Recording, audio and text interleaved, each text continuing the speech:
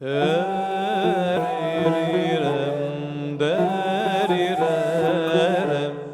πρώτη πτυχή με την οποία θα ασχοληθούμε μας πάει σε ένα από τα ψαλτικά ιδιώματα της σλαβικής παράδοσης που φέρει το όνομα άσμα ντεμέστβενη.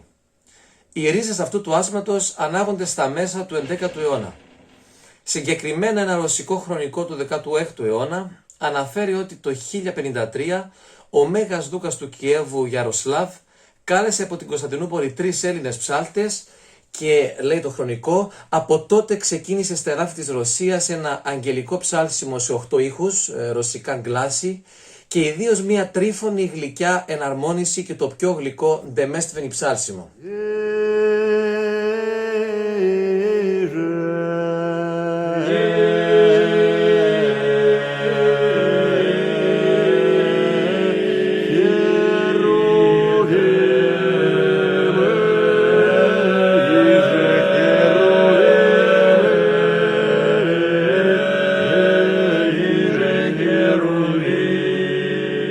Η μαρτυρία αυτή καταρχάς υποδεικνύει την κωνσταντινοπολίτικη καταγωγή του εν λόγω άσματος, η οποία υποδηλώνεται και μέσω της ετυμολογίας του. Καθότι το όνομα ντεμέστβενη προέρχεται από το ρωσικό ντεμέστβενικ ή domestic, που αποτελεί ρωσική μεταφορά του βυζαντινού δομέστικος. Περισσότερο ενδιαφέρουσα όμως είναι η αναφορά για την εισαγωγή στη Ρωσία από τους Κωνσταντινοπολίτες πρωτοψάλτες στο μέσον του 11ου αιώνα μιας γλυκιάς τριφωνίας. Ο Σουάν απορρίπτει συλλήβδιν αυτή την πληροφορία ως αναχρονιστική. Δεν είναι διόλου απίθανο να έχει δίκιο. Παράλληλες όμως και ανεξάρτητες μεταξύ τους πηγές μας βάζουν σε κάποιες υποψίες ότι αυτή η δήλωση ίσως ενέχει κάποια ψήγματα αλήθειας. Ο 11ος και ο 10ος αιώνας είναι μια περίοδος που οι Κωνσταντινοπολίτες ψάλτες φαίνεται να καινοτομούν και μάλιστα προκαλώντας ντόπιες αντιδράσεις. Το 1057 ο χρονογράφος Γεώργιος Κεδρινός κατηγορεί τον Πατριάρχη των Μέσων του 10ου αιώνα Θεοφύλακτο ότι διόρισε ένα δομέστικο που δίδαξε τους ψάλτες διαβολικούς τελετουργικούς χορούς, σκοτεινές φωνές και άσματα. Μισό αιώνα αργότερα, το 1118, ο χρονογράφος Ιωάννης Ζωναράς αναφέρεται στην καλλιέργεια ενός εξεζητημένου, αισθησιακού και θεατρικού τύπου ψαλσίματος από τους σύγχρονους του στην Κωνσταντινούπολη. Την ίδια περίοδο στη Ρωσία εμφανίζεται η κοντακαριανή σημειογραφία, η οποία, αν και δεν βρίσκει αντίστοιχό της στα βυζαντινά χειρόγραφα, είναι σαφώς ελληνικής καταγωγής. Ο Σουάν υποστηρίζει ότι οι Κωνσταντινοπολίτες δομέστικοι επινόησαν αυτή τη σημειογραφία για να μπορέσουν να καταγράψουν τις καινοτομίες τους. Στο 12ο αιώνα, από την άλλη, αναπτύσσονται επαφές μεταξύ Δυτικών και Βυζαντινών. Οι Δυτικοί εκφράζουν σταθερά το θαυμασμό και την ευαρέσκειά τους για το κωνσταντινοπολίτικο ψάλσιμο, γεγονός που πιθανώς υποδεικνύει και τη στενή σχέση του με το Δυτικό. Στα τέλη του 12ου αιώνα έχουμε επίσης συμπληρωματικές μαρτυρίες από Βυζαντινούς που υποδεικνύουν σχέση ομοιότητας μεταξύ Βυζαντινού και Δυτικού άσματος. Ποιες να είναι όμως αυτές οι καινοτομίες που εισήγαγαν οι Κωνσταντινοπολίτες πρωτοψάλτες του 11ου αιώνα, προκαλώντας τη μερική έστω δυσαρέσκεια των συμπολιτών τους? Μήπως κάποιες από αυτές τελικά επικράτησαν και οδήγησαν το βυζαντινό μέλος σε μια μορφή αρεστή στους Δυτικούς και συγγενική με το δικό τους μέλος?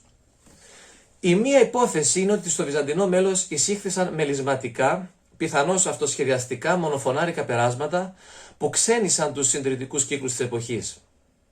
Από την Κωνσταντινοπολίτικη παράδοση εκείνης της περίοδου και το λεγόμενο ασματικό τυπικό κληρονομούνται δύο ψαλτικές συλλογές σε μεσοβυζαντινή σημειογραφία, το ψαλτικό και το ασματικό. Και οι δύο συλλογές περιέχουν μονοφωνάρικα μέλη με χαρακτήρα φορμουλαϊκό και ιδιαίτερα μελισματικό. Επιπλέον στο ψαλτικό συμπεριλαμβάνεται και συλλογή κοντακίων. Γι' αυτό και εναλλακτικά ονομάζεται κοντακάριο, γεγονός που το συνδέει με την κοντακαριανή σημειογραφία. Μαζί με τα εκτενή μελίσματα, πιθανώς αναπτύχθηκε οργανικά και η πρακτική του ισοκρατήματος.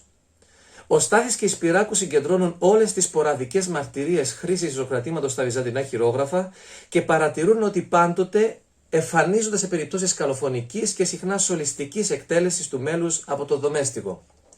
Επιπλέον, οι παράλληλες μουσικές εξελίξεις στη Δύση είναι ιδιαίτερα αποκαλυπτικές.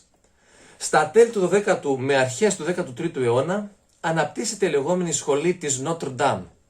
Οι μελωδίες και εκεί προεκτείνονται με μακρά μελίσματα, τα οποία ακούγονται πάνω από μακρές κρατημένες νότες που ονομάζονται τένορ, από το λατινικό tenere που θα πει κρατώ, πρακτική που θυμίζει πολύ τη συνοδεία ισοκρατήματος.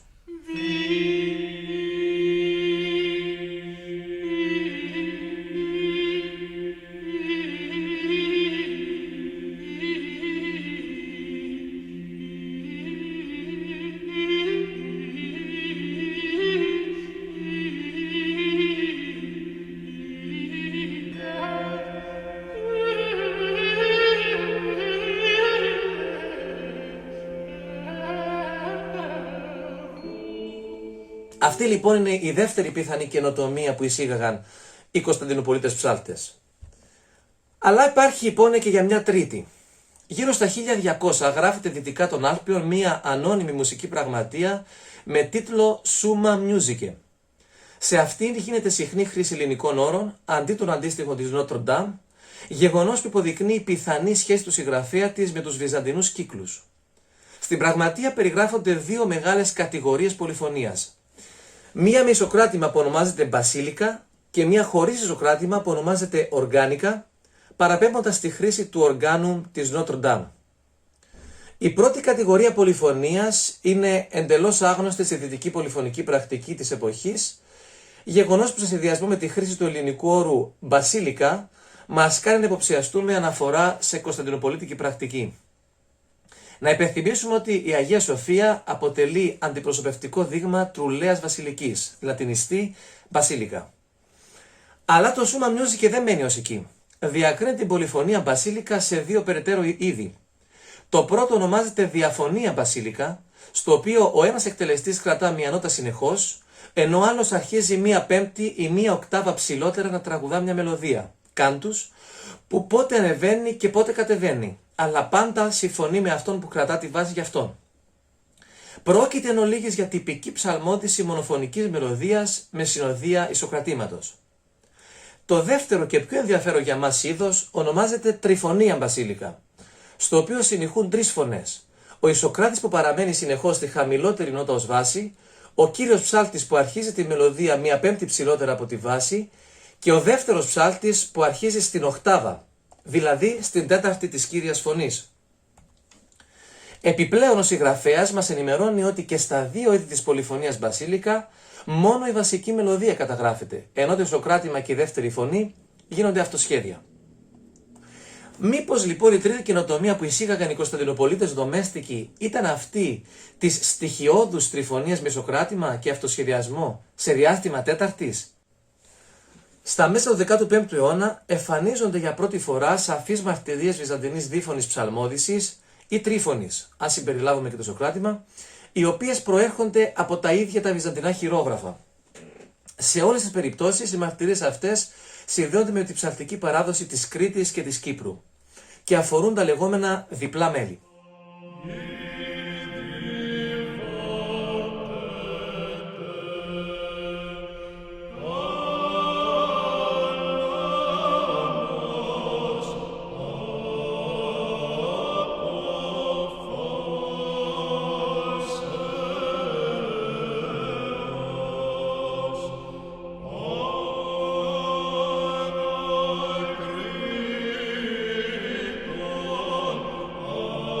Σύμφωνα με τον Αλέξανδρο Λίγκα, τα διπλά αυτά μέλη δεν αποτελούν σποραδικά συνθετικά πειράματα κάποιων λατινόφιλων, αλλά γραπτά ίχνη της υιοθέτησης από τους διαφόρους εξέχοντες βυζαντινούς μουσικούς των σύγχρονων δυτικών μορφών της απλής και συνήθως αυτοσχεδιαστικής πολυφωνίας στη βάση ασμάτων, που ενίοτε ονομαζόταν cantus planus binatim, δηλαδή διπλό εκκλησιαστικό μέλος.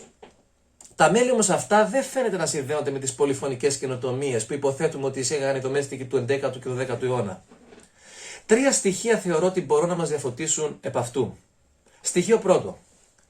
Ο λόγιος αθενοτικός Σίλβεστρος Σιρόπουλος καταγράφει τις εντυπώσεις του από τη Σύνοδο Φεράρας Φλωρεντίας, αναφέροντας ότι οι Λατίνοι έψαλαν κάποια ευχαριστήρια άσματα που έμοιαζαν μεν ωραία, ήταν όμως ανεπαρκή σε σχέση με το Βυζαντινό. Αυτή η δήλωση φαντάζει προβληματική. Θα μπορούσε ένας βυζαντινός κληρικός που είναι συνηθισμένος σε ένα εντυπωσιακό μεν, αλλά μονοφωνικό βυζαντινό μέλος, να μην εντυπωσιαστεί από ένα μέτρια ερμηνευμένο έστω, αλλά πολυφωνικό δυτικό άσμα? Στοιχείο δεύτερο. Πάμε λίγο πιο πίσω, στο δεύτερο μισό του 13ου αιώνα, οπότε πρωτοεμφανίζονται στα βυζαντινά μουσικά χειρόγραφα μία ομάδα μελών που φέρουν την ονομασία Δυσσικών ή Φράγκικων. Η κριτικού, εξετάζοντας αυτά τα μέλη, διαπιστώνει πως πέρα από το ότι είναι σχετικά πιο απλά από τα υπόλοιπα του ιδίου στυλ, δεν φαίνεται να παρουσιάζουν κάτι ιδιαίτερα ξεχωριστό που να δικαιολογεί την ονομασία τους. Στοιχείο τρίτο. Ο Κονόμος, στη μελέτη του για τα διπλά βυζαντινά μέλη, διαπιστώνει ότι όλα ανήκουν στον τέταρτο ήχο, με τη διφωνία να βρίσκεται μία πέμπτη χαμηλά, δηλαδή στον πλάγιο τέταρτο. Ενώ το διάστημα πέμπτης αποτελεί την πιο κοινή περίπτωση διφωνίας κατά τη μελωδική τους εξέλιξη. Συνενώνοντας τα τρία αυτά στοιχεία, διατυπώνουμε την εξής υπόθεση. Οι Κωνσταντινοπολίτες ψάλτες είχαν ανεπτυγμένη την πρακτική μιας αυτοσχέδιας διφωνίας με τέταρτες από τον 11ο ή 12ο αιώνα, την οποία και διατηρούν. Από δυτική επιρροή εισάγουν πειραματικά στο δεύτερο μισό του 13ου αιώνα και μια αυτοσχέδια διφωνία σε πέμπτες, την οποία προορίζουν για τα λεγόμενα δυσσικά ή φράγκικα μέλη, τα οποία και απλουστεύουν για να κάνουν το έργο των διφωνούντων ευκολότερο. Το 15ο αιώνα στην ενεδοκρατούμενη Κρήτη, οι ψάλτες, ακολουθώντας το παράδειγμα των αγιογράφων, επιχειρούν να συνδυάσουν τη μανιέρα γκρέκα με τη μανιέρα λατίνα. Η άφιξη του Μανουήλ Χρυσάφη στην Κρήτη μετά την άλωση του 1453 ενισχύει την ανάπτυξη του νέου κρητικού ψαλτικού στυλ, στο οποίο συνυπάρχουν η παραδοσιακή κωνσταντινοπολίτικη διφωνία σε τέταρτες, η δυτική διφωνία σε πέμπτες, που ενίοτε καταγράφεται, και η διφωνία σε δεύτερες, που δεν χρειάζεται να καταγραφεί, αλλά μαρτυρείται στα χειρόγραφα με τον όρο τενόρι ή τενόρε. Πιθανολογούμε ότι οι διφωνίες αυτές λάβαναν χώρα όχι ταυτόχρονα, αλλά αυτόνομα και με συνοδεία ισοκρατήματος που ολοκλήρωνε την τριφωνία. Τρεις μαρτυρίες που προέρχονται από τη Δύση ενισχύουν την παραπάνω υπόθεση. Ο Μιλανέζος κληρικός Πιέτρο Καζόλα, σε επίσκεψή του στην Κρήτη το 1494, άκουσε ιερείς να ψάλλουν και έμεινε έκπληκτος από τις μεγάλες διαφωνίες που τον ξένησαν ιδιαιτέρως. Αυτό δείχνει ότι το κρητικό στυλ δεν ήταν μια απομίμηση της δυτικής πολυφωνίας, αλλά περιείχε ιδιαίτερες αναρμονίσεις που ηχούσαν αλόκοτα στο δυτικό αυτή. Η δεύτερη μαρτυρία προέρχεται από τον Άγγλο ιερέα John Brown, ο οποίος στη διατριβή του 1763 αναφέρει ότι στα μέσα του 15ου αιώνα η διεφθαρμένη τέχνη, δηλαδή η αρμονία με τέταρτες, για άλλη μια φορά πέρασε από την Ελλάδα στην Ιταλία. Ορισμένοι Έλληνες, οι οποίοι ξέφυγαν κατά την πτώση της Κωνσταντινούπολης, έφεραν, λέει, ένα εκλεπτισμένο και μαλθακό είδος μουσικής στη Ρώμη. Ο Μπράουν όχι μόνο αποδίδει σε βυζαντινή επιρροή τη δυτική αρμονία σε τέταρτες, αλλά επισημαίνει ότι αυτό συμβαίνει για δεύτερη φορά.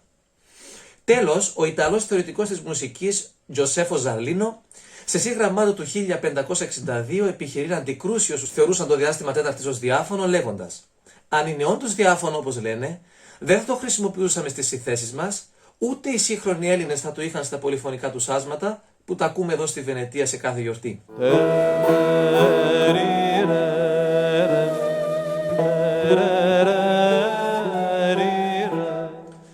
Περνάμε τώρα στη δεύτερη πτυχή που θα αναλύσουμε και που σχετίζεται με τις αλληλεπιδράσεις των Ρωμιών ψαλτών με τους υπόλοιπους μουσικούς της Οθωμανικής Αυτοκρατορίας.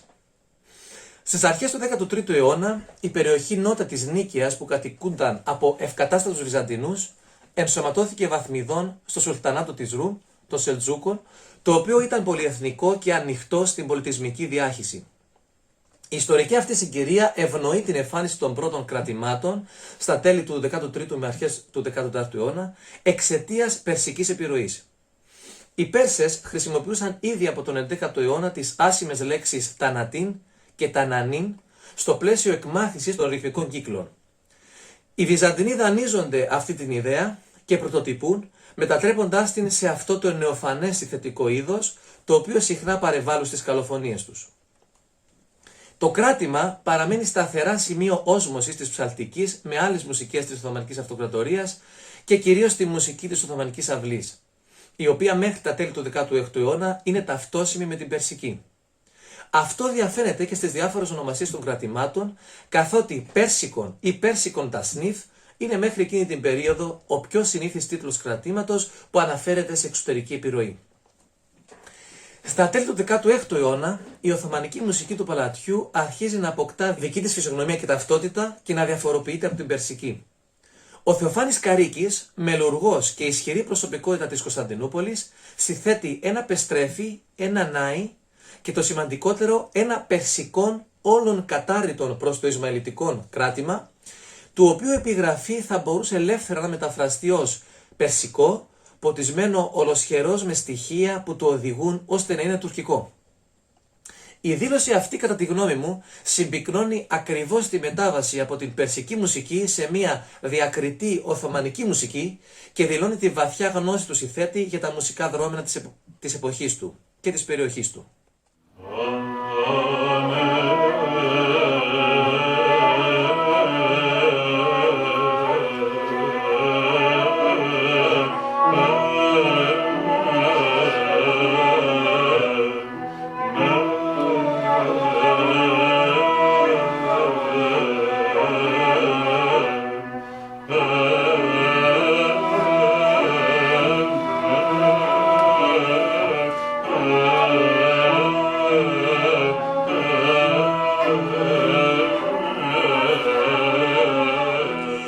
Την ίδια ακριβώς περίοδο, με πρωτεργάτη και πάλι τον Καρίκη, ένα νέο ψαλτικό είδος εμφανίζεται, το οποίο δημιουργεί ένα ακόμη σημείο συνάντησης των μεταβυζαντινών μελουργών με την οθωμανική μουσική, ο καλοφωνικός ηρμός. Από το 17ο αιώνα και εξής, οι Κωνσταντινοπολίτες ψάλτες συμμετέχουν ενεργά στις μουσικές εξελίξεις της οθωμανικής μουσικής, τόσο του παλατιού όσο και των σούφι ταγμάτων, της οποίας φαίνεται να νιώθουν αναπόσπαστο κομμάτι. Ο Δημήτριος Καντεμύρης, που έφτασε στην Κωνσταντινούπολη το 1688, αναφέρει ότι Οθωμανοί μουσουλμάνοι αξιωματούχοι με βλεβοί δερβίσιδες, φαναριώτες και τεχνίτες κάθε εθνικότητας παίζουν μαζί μουσική, διευθύνοντας ο ένας τον άλλο. Σταδιακά οι ονομασίες που υποδηλώνουν οθωμανική επιρροή και στις οποίες αρχίζουν να συμπεριλαμβάνονται και ονομασίες οθωμανικών μακάμ, αρχίζουν να εφαρμόζονται όχι μόνο σε κρατήματα ή καλοφωνικούς ηρμούς, αλλά και σε ψαλτικά μέλη του βασικού ρεπερτορίου. Στις αρχές του 18ου αιώνα εμφανίζονται τα πρώτα συγγράμματα αντιπαραβολής του οθωμανικού μακάμ με το βυζαντινό ήχο. Αν κανείς εξετάσει όλα τα ψαλτικά ιδιώματα που έχουν προκύψει από ή είναι συγγενικά με το βυζαντινό μέλος, θα παρατηρήσει τη σταθερή εμφάνιση ενός κοινού χαρακτηριστικού. Τη χρήση συγκεκριμένων στερεοτυπικών μελωδικών μοτίβων για τον καθορισμό της οκταηχείας, με δευτερεύοντα έως μηδενικό το ρόλο της διαστηματικής διαφοροποίησης. Αυτό θεωρείται ότι ισχύει και για το μεσαιωνικό βυζαντινό μέλος. Οι συγκριτικές αυτές μελέτες ήχου μακάμ υποδηλώνουν μια πολύ σημαντική μετατόπιση. Από τον ήχο που διακρίνεται ανάλογα με τον τρόπο συνδυασμού των στερεοτυπικών φράσεων, μεταφερόμαστε στον ήχο που καθορίζεται από την εξέλιξη της μελωδίας, το σεγγύρ και τη διαστηματική φυσιογνωμία. Με άλλα λόγια, ήχος και μακάμ γίνονται προϊόντα μιας κοινής αντίληψης περιτροπικότητας του Οθωμανού μουσικού, είτε είναι ψάλτης είτε είναι χανεντές, και αυτή είναι ίσως η σημαντικότερη αλλαγή που επιφέρει η συμμετοχή των ψαλτών στον Οθωμανικό μουσικό πολιτισμό. Στις συγκριτικές αυτές μελέτες, οι Ρωμιοί ψάλτες μοιράζονται μια κοινή δυσκολία στο να εκφράσουν και να περιγράψουν τα οθωμανικά ουσούλ, τους ρυθμικούς κύκλους πάνω στους οποίους χτίζεται η μελωδία. Αυτή η παρατήρηση μπορεί να συνδυαστεί με ένα άλλο κοινό χαρακτηριστικό των περισσότερων από τα συγγενικά ή θυγατρικά ψαλτικά ιδιώματα του βυζαντινού μέλους. Την ύπαρξη ενός χαλαρού ρουμπάτου ρυθμού, ο οποίος συχνά εφαρμόζεται σε μεικτά μέλη με ταχείες ρετσιτατίβο εκκινήσεις που ακολουθούνται από νευματικές ή μελισματικές φράσεις. Υποψιαζόμαστε λοιπόν ότι οι Κωνσταντινουπολίτες ψάλτες, λόγω επιρροής από τη λόγια Οθωμανική και τη μουσική των Σούφι, στις οποίες ο ρυθμός παίζει κέριο ρόλο ως εναρσιωτικό εργαλείο, αντίστοιχα, σταδιακά οδηγήθηκαν από μια χαλαρή ρυθμική αίσθηση σε μια πιο μετρονομική, που επέφερε σημαντικές αλλαγές στην ίδια την υφή των μελών τους, από ένα μεικτό στυλ σε δύο διακριτά, το συλλαβικό και το νευματικό. Στη μεσοβυζαντινή σημειογραφία, οι διάφορες ρυθμικές πληροφορίες υποδηλώνονταν μέσω συγκεκριμένων άφωνων σημαδιών. Γι' αυτό και στις συγκριτικές μελέτες ήχου και μακάμ, τα ουσούλια σταθερά αντιστοιχούνται με την προπολού χαμένη πρακτική της χειρονομίας. Τόσο η μεταβολή στον τρόπο κατανόησης της τροπικότητας του ήχου, όσο και η κατεύθυνση προς μια μετρονομική αντίληψη του ρυθμού, επέφεραν μια νέα πραγματικότητα που κατά τη γνώμη μου μετέβαλε τελείως τον τρόπο κατανόησης των άφωνων σημαδιών από τους ψάλτες, καθότι αυτά σχετίζονταν ακριβώς με τα δύο στοιχεία που υπέστησαν αλλαγή: τις στερεοτυπικές φράσεις, θέσεις και το ρυθμό. Με άλλα λόγια, οι ψάλτες καλούνταν να ορίσουν με αυστηρότητα διάρκειες που στην παράδοσή τους ήταν πιο ασαφείς και πιθανώς αποσαφηνίζονταν μέσα από την πρακτική της χειρονομίας ή λόγω ισχυρής προφορικότητας, αλλά και να στριμώξουν σε ένα αυστηρό τέμπο μελίσματα που πιθανώς ενείχαν μια εκφραστική ελευθερία, καθότι εμφανίζονταν σε ένα πιο χαλαρό ρυθμικό πλαίσιο. Το αποτέλεσμα ήταν στα χρόνια πριν και κατά τη νέα μέθοδο να μαρτυρείται μεγάλη σύγχυση, άγνοια και πολυφωνία ως προς τον τρόπο ερμηνείας των σημαδιών αυτών. Η πολυσημεία που απέκτησε η σημειογραφία τα χρόνια εκείνα διαφαίνεται και από τις διαφοροποιήσεις της εξηγήσεις παλιών μελών στη νέα μέθοδο, όταν συμβαίνουν από διαφορετικούς εξηγητές, αλλά και από συγκρίσεις με μέλη καταγεγραμμένα λίγες δεκαετίες πριν στο Κιεβικό Πεντάγραμμο.